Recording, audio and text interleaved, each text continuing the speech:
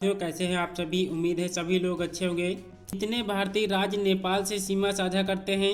नीचे दिए गए ऑप्शन में से सही जवाब करना है। तो ऑप्शन नंबर ए जो है 5 जो है भारतीय राज्य नेपाल से जो है सीमा साझा करते हैं। तो ऑप्शन नंबर ए इसका बिल्कुल करेक्ट आंसर होगा।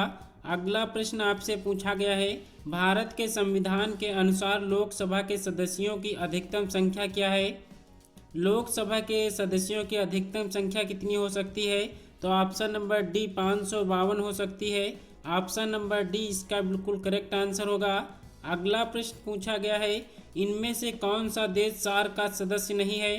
क्वेश्चन नंबर 3 का जो है जवाब करना है। तो सार्क का सदस्य कौन सा नहीं है?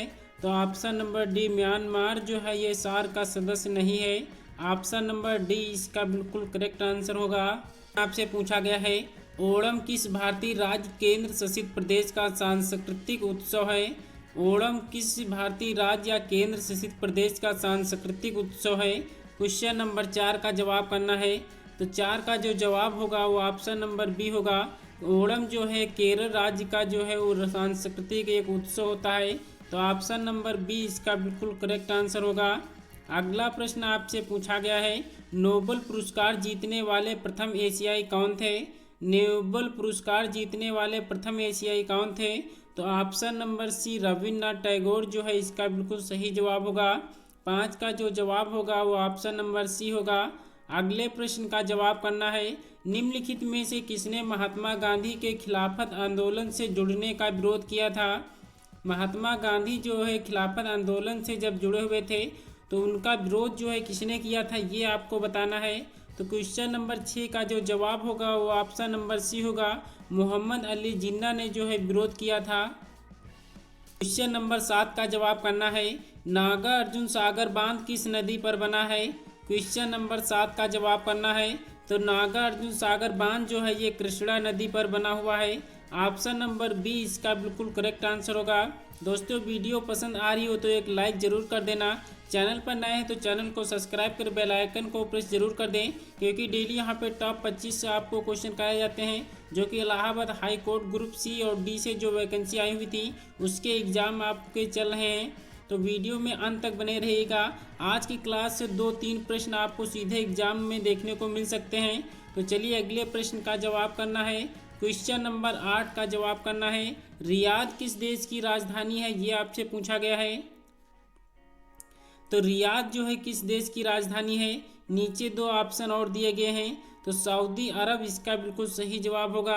रियाद जो है सऊदी अरब की राजधानी है।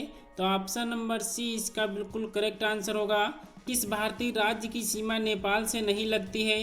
किस भारतीय राज्य की सीमा नेपाल से नहीं लगती है? तो 9 का जो जवाब होगा वो ऑप्शन नंबर ए होगा। भारतीय राज्य की सीमा जो है किस नेपाल से नहीं लगती है? तो असम राज्य की सीमा जो है नेपाल से नहीं लगती है। ऑप्शन नंबर ए इसका बिल्कुल करेक्ट आंसर होगा। निम्नलिखित में से कौन सी पर्वत श्रृंखला भारत, पाकिस्तान और चीन तक फैली हुई है? कौन सी पर्वत श्रृंखला है जो भारत, पाकिस्तान और चीन तक फैली हुई है? क्वेश्चन नंबर 10 का जवाब करना है। तो 10 का जो जवाब होगा वो ऑप्शन नंबर डी होगा।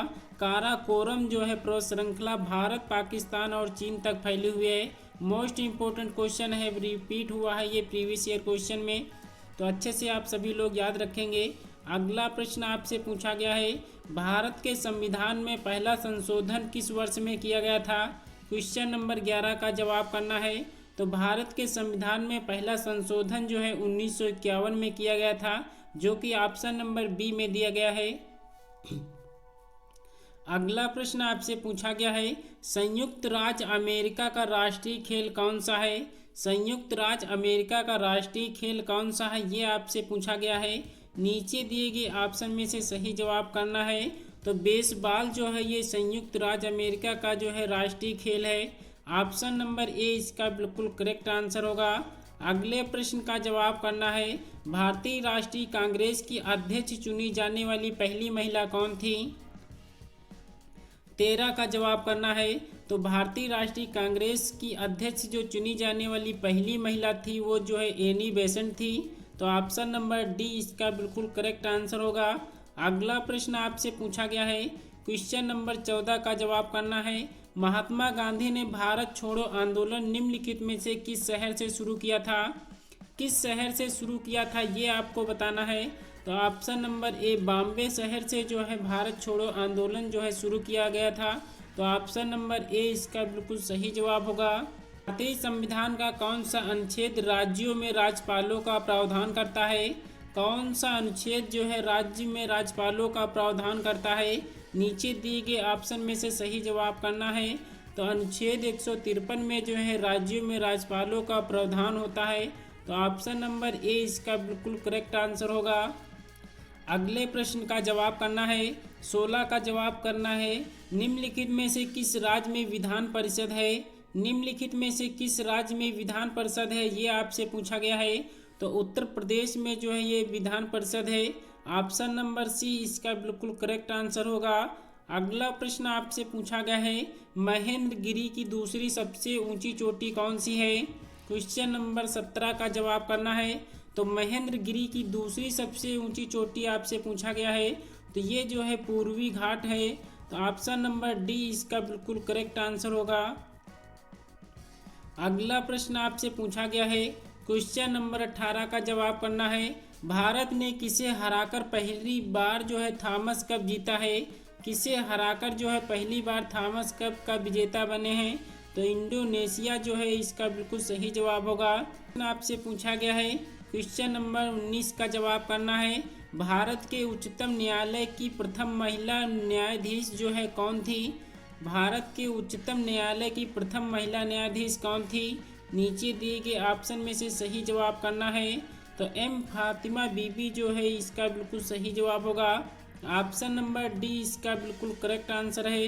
अगला प्रश्न आपसे पूछा गया है, मधुबनी कला किस भारतीय राज्य से संबंधित है? मधुबनी कला किस भारतीय राज्य से संबंधित है ये आपको बताना है। तो 20 का जो जवाब होगा वो ऑप्शन नंबर डी होगा। मधुबनी कला जो है एक बिहार में प्रसिद्ध जो है इस बर्फ से ढकी चोटियों वाली एकमात्र पर्वत श्रृंखला कौन सी है? क्वेश्चन नंबर 21 का जवाब करना है। बर्फ से ढकी चोटियों वाली एकमात्र पर्वत श्रृंखला जो है वो कौन सी है? तो ऑप्शन नंबर ए हिमालय जो है बर्फ से ढकी चोटियों वाली एकमात्र पर्वत श्रृंखला है।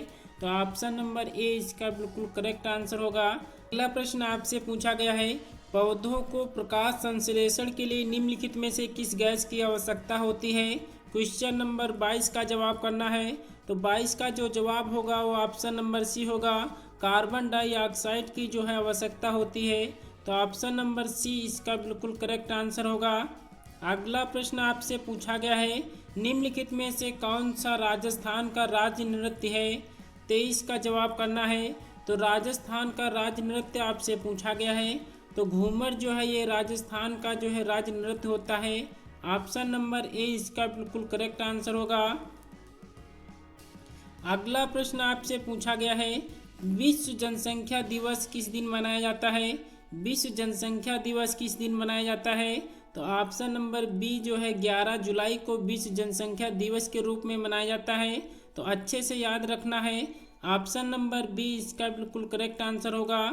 अगला प्रश्न आपसे पूछा गया है, क्वेश्चन नंबर 25 का जवाब करना है। आगा खान कप कौन से खेल से संबंधित है? आगा खान कप कौन से खेल से संबंधित है? तो 25 का जो जवाब होगा वो ऑप्शन नंबर ए होगा। आगा खान कप जो है ये हॉकी से संबंधित है। ऑप्शन नंबर ए इसका बिल्कुल करेक्ट आंसर होगा।